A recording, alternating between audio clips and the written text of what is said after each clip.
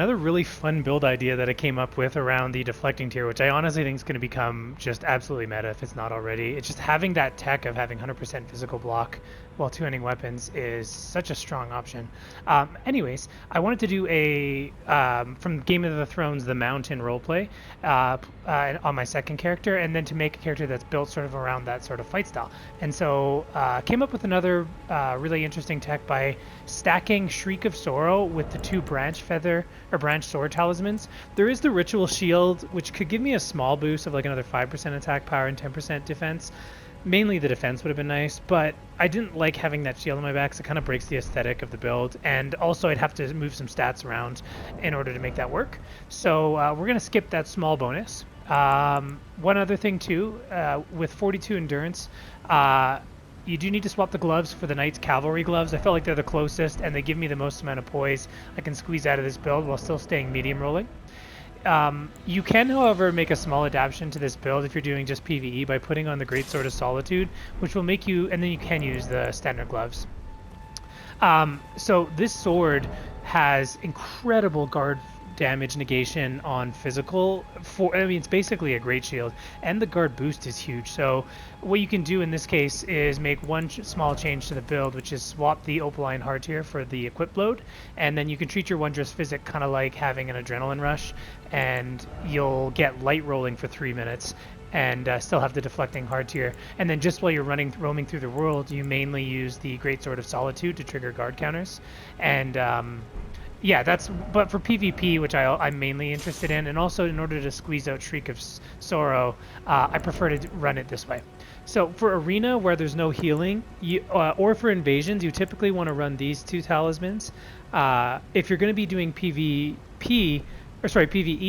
then and just roaming the world, then you instead are going to make use of the Ritual Sword Talisman and the Taker's Cameo to stay at full health. We're also combining this with Melania's Great Rune. So every time you block an attack with this sword, you'll take such a minuscule amount of damage that as soon as you retaliate, either with a guard counter or light attack chain, you're going to get all your health back, and the Ritual Sword is going to activate as soon as you've hit once, and then you're basically going to be able to keep that, and then as soon as they die as well, so if you did miss a little bit, you also get a big injection of health there to make up for any chip. But the point here is to try to keep yourself at full health. If you ever do make like a massive mistake, you can always use Blessing's Boon or before major fights, which will give you a really good amount of regen as well. Flame Grant Me Strength, though, gives you stamina regen and damage, so I usually prefer that. But in a pinch, you can use the mana regen. You're also going to stack as much resistance as possible. So Boiled Crab, if you're going against physical, you've got every spell here to verse any type of enemy, so you don't have to use your Pickled Livers or anything. And statuses, obviously, you want to be ready to mitigate those as well, because that can bypass your resistance. Anyways, so if you're going to go against bosses, your main limitation is going to be stamina regen, so I normally take that, and then I just stack more resistances, so whatever shield is going to do the trick for you to maximize resisting that type of damage. And then just squeezing in lots of guard counters. So, yep, that's basically how the build works. And I want to show the damage here as well when I activate the talismans here for you, and just the resistances that you'll typically be operating at. Now, I don't believe these get lowered, so they stay at 20%, even in PvP. The Boiled Crab will get slightly reduced. But let's just take a look at our damage here, which is absolutely insane. So when during invasions, the groups try to finish you off, they'll really underestimate how much health you still have left, how much damage you can take. You'll see this in the arena too when I take a Giant's Fireball while at sub 20% health and I don't die. But before I do that, let's just look at the potential damage here. I usually wouldn't use Golden Vow every time, but I'll show it just for this case, just to show you the potential. So also keep in mind the two-handing is not factored in here.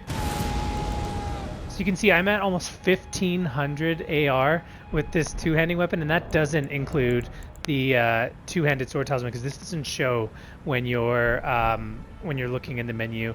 A lot of times once I drop below that damage zone and I get the Shriek of Sorrow off, I'll just do a jump attack or just start trading light attacks, and you can just delete people straight from full health. The best combo is obviously to get the jumping attack into a light attack sideways though, because that's a true combo.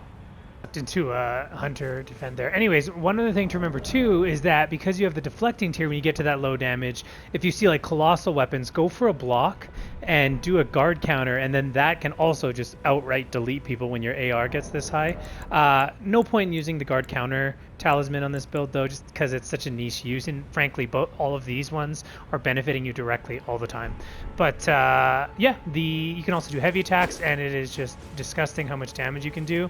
Now keep in mind you do have 91 poise with this build. It's above that 86 breakpoint, but we don't have room for the Bull Goat's talisman, so there's certain things you can expect to out poise when you go for your big trade as your health gets super low.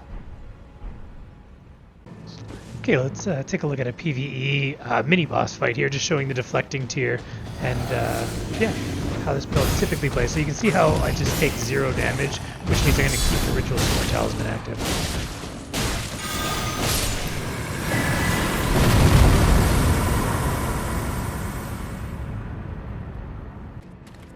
If you do accidentally whiff attacks or fail to block something, it's not the end of the world. Just because of the Melania's rune, it's going to really give you a lot of opportunity to steal a lot of health back. Plus, when you finish them off, you're going to get another surge here from the Taker's cameo. So even though I don't end up getting at full health here, it's very easy to resume the playstyle. You just cast Blessing's Boon. Oh, there's a spoiler for boss for the next clip here. It's a Saint Trina, that's all I'll say, so stop the video if you don't want to see. But I do want to show a boss fight here, and the amount of just how your resistances are extremely powerful, and you just play like an absolute unga bunga. I didn't even activate my I didn't change my talismans or anything before this fight, or equipped an appropriate block. Like boiled crab here, I just sort of forgot to do that. But, it's not the end of the world. I do like the dragon priestess. The dragon priestess. What are they called? Spirit summon. Just because she gives you a buff that's like the dragon bolt resistance, which means attacks bounce off you. I think it helps with your equip load too, and some other changes. But I just like the aesthetic of it rather than just going for maximum optimal choice.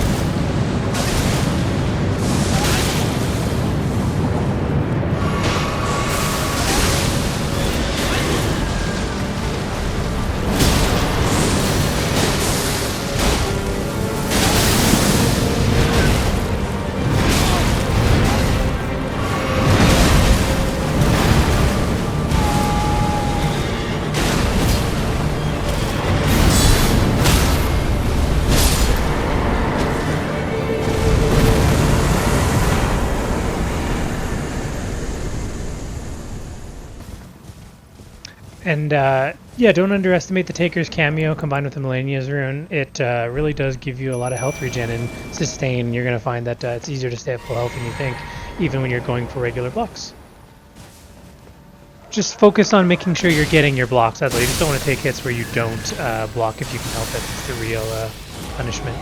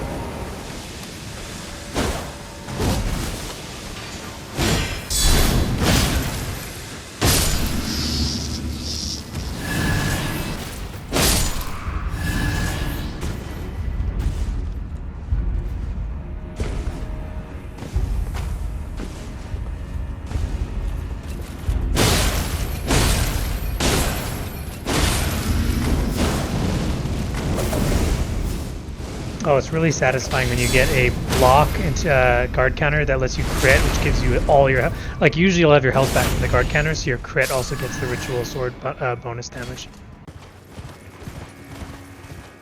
And just a fun little clip of running the heavy loading sword of solitude, I think it's called.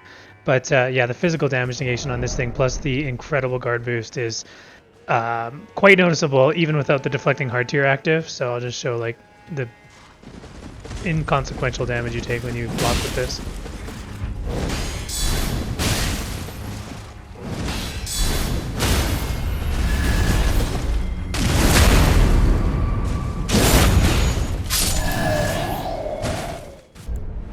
And we'll take a look at some arena fights. So now we're running the branch sword talismans.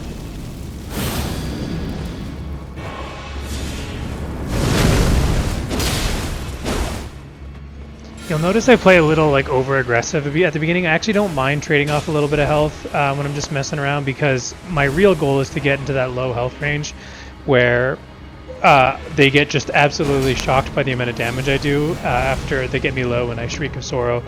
The branch feathers are active and I just one-shot them essentially.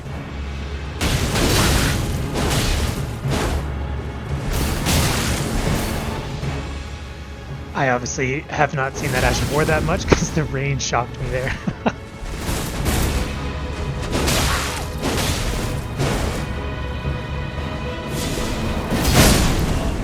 Yeah, blue branch feather for the win. Somehow I survived that giant fireball. Yeah, your biggest issue with this build is going to be underestimating your own defense. But yeah, you just want to trade at that low health range. If they're getting greedy and they give you the sign that they're going to run in, don't play passive. Take your opportunity to swing back.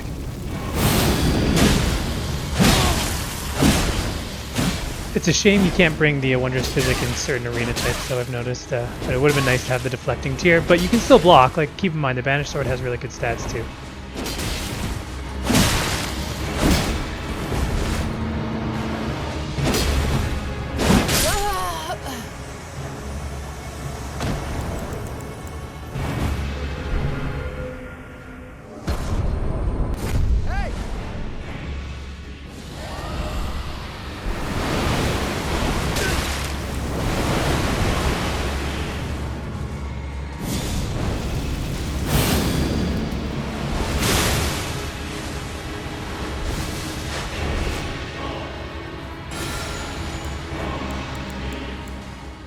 Part of my heal here, but he rot breathed me right at the beginning, which was a little dirty, so I decided I deserved to do something equally dirty.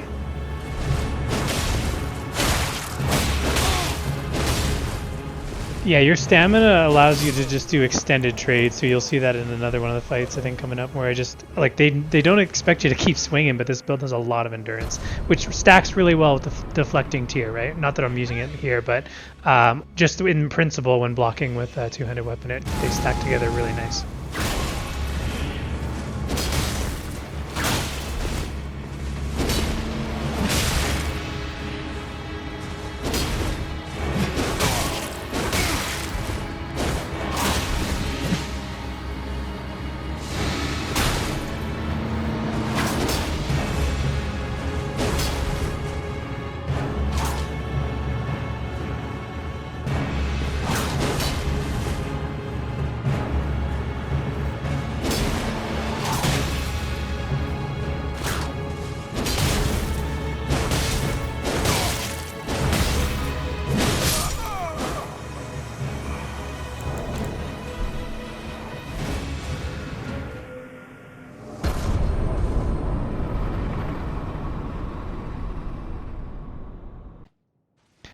So this match was actually before the nerf and the rebalance of the Swift Slashes. By the way, this was another one of those shitters who just spams Swift Slash, and the also the poking shield too. They were just basically running all the dirtiest stuff.